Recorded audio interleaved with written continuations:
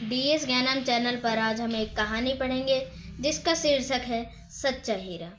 प्रस्तुत कहानी में हमें यही बताया गया है, माता पिता को अपनी पुत्र की झूठी प्रशंसा नहीं करनी चाहिए। तो चलिए शुरू करते हैं। सूर्य अस्त हो रहा था। पक्षी चहचहाते हुए अपने अपने नीड़ की ओर जा रहे थे। गांव की 4 स्त्रियां पानी लेने के लिए घड़े लेकर कुएं पर पहुंची।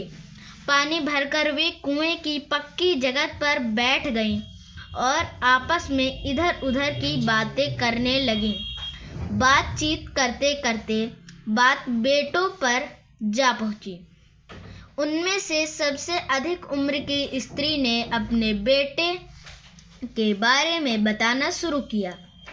वह बोली, भगवान सबको मेरे बेटा जैसा बेटा दे।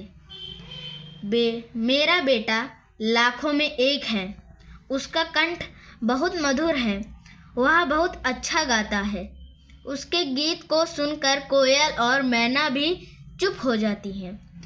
लोग उसका गीत बहुत चाव से सुनते हैं। उसकी बात सुनकर दूसरी स्त्री का मन हुआ कि वह भी अपने बेटे की प्रशंसा करे। उसने पहली स्त्री से कहा, अरे, मेरे बेटे की बराबरी कोई नहीं कर सकता। वह बहुत ही शक्तिशाली और बहादुर है। वह बड़े बड़े पहलवानों को भी पछाड़ देता है। वह आधुनिक युग का भीम है। यह सब सुनकर तीसरी स्त्री भला कैसे चुप रहती। वह भी बोल उठी, मेरा बेटा तो साक्षात बृहस्पति का अवतार है। वह जो कुछ पढ़ता है एकदम याद कर लेता है। ऐसा लगता है मानो उसके कंठ में सरस्वती का वास हो। चौथी स्त्री चुपचाप बैठी अन्य तीनों की बातें सुन रही थी। उसने अपने बेटे की प्रशंसा में कोई बात नहीं कही। इस पर पहली स्त्री ने उसे टोकते हुए कहा, क्यों बहन, तुम क्यों चुप हो? तुम भी तो अपने बेटे के बारे में कुछ कहो, बताओ। चौथी स्त्री बड़े ही सहज भाव से बोली, मैं अपने बेटे की क्या प्रशंसा करूं? वह ना गंधर्व या गायक है,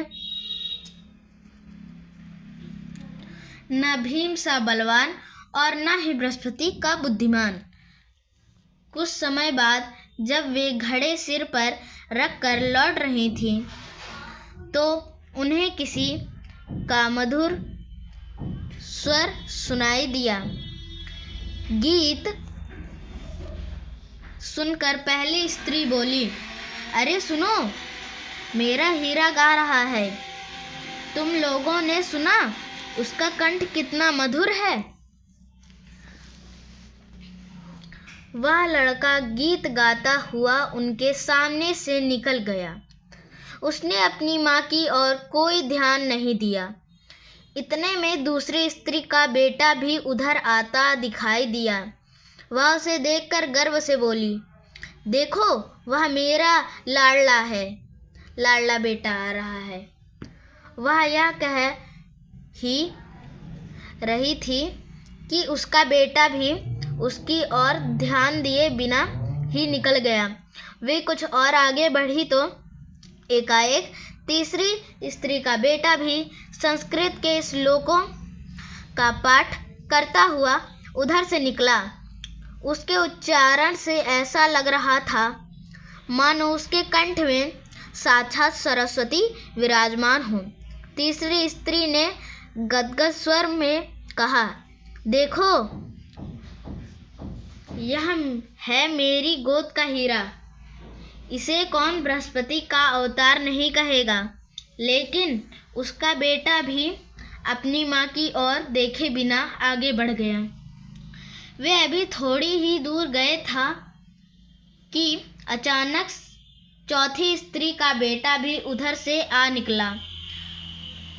वह देखने में बहुत सीधा साधा और सरल प्रकृति का लग रहा था। उसे देखकर चौथी स्त्री बोली, बहन, यही है मेरा लाल। वह अभी उसके बारे में बता ही रही थी कि उसका बेटा पास आ पहुंचा। अपनी माँ को देखकर वह रुक गया और बोला, माँ, लाओ मैं तुम्हारा घड़ा घर पहुंचा दूं। बहुत मना करने पर भी उसने अपनी माँ के सिर से पानी का भरा घड़ा उतारकर अपने सिर पर रखा और घर की ओर चल पड़ा। अन्य तीनों स्त्रियां बहुत आश्चर्य से चौथी स्त्री के बेटे को देखती रहीं। एक बूढ़ी स्त्री जो बहुत देर से इन स्त्रियों के पीछे चलती हुई इनकी बातें सुन रही थी, पास आकर बोली, देखती क्या हो, यही है सच्चा हीरा। अगर आपको कहानी अच्छी लगी हो तो लाइक करें, शेयर करें और हाँ, चैनल को सब्सक्राइब करना ना भूलें। धन्यवाद।